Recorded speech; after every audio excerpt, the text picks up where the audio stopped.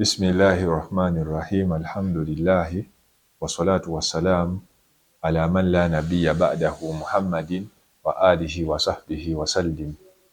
Tumutendereza Allah era ne tumwebaza olw'ekyengera eky'obulamu n'ekyengera ekikyasinze ebyengera byonna nga kyekyengera eky'obusiraamu. Ab'ebitiibwa abatulaba era abatuwuliriza mukkirize tubeere nga twejjukanyaayo n'ebigambo by'omutontomi omu bye yayogera nga bigambo bituzzaamu amaanyi oba oliawo mu bulamu bwaffe. Yayogera n'atutegeeza n'atugamba nti la taqsudil makhluuqa wa rabbuka akrabun. Togezangako wadde n'omulundi n'ogumu okubeera nga kwegamba weesiga oba weesigamira ebitonde bya wakibwa Allah subhanahu wa ta'ala ng'ate Allah akuli kumpi nnyo.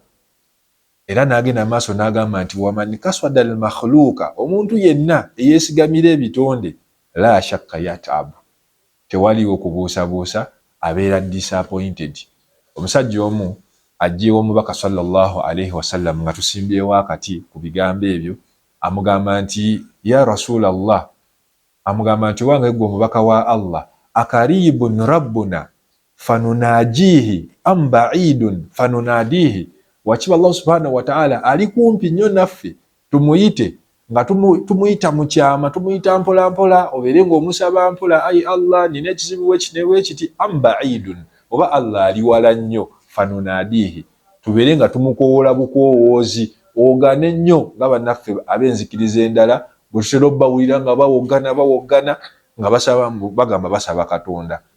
Nabbi yali talina ansa ya kibuuzo ekyo, naye Jibrilu nereeta aya ng'emugamba nti wa idha sa'alaka ibadi anni, Allah we yamaliriza okubeera nga atulagira okuba nga tusiiba ekisiibo, yazzaakawo wansi aya yaddako n'agamba nti abaddu bange singa baba bakumbuuzizzaako gwe Muhammad nga bakubuuzizza ku Allah Katonda waabwe, Allah yabeera nga atutegeeza n'atugamba nti fa inni karibun, wakiba Allah subhanahu wa ta'ala ali kumpi nnyo, ujibu da'wata da'i idha da'ani, ayanukula okukoowoola kw'omwana Adamu yenna abamukoowodde ekiseera kyonna.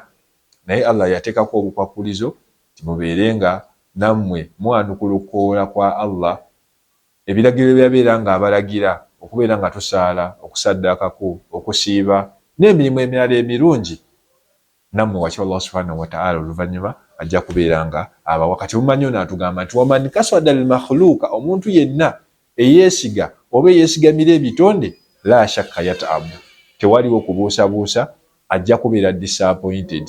Era n'agenda maaso n'agamba nti la tas'alanna bunayya adama hajatan, togezangako okubeera ng'osaba oba ng'oteeka ebyetaago byo eri abaana Adamu.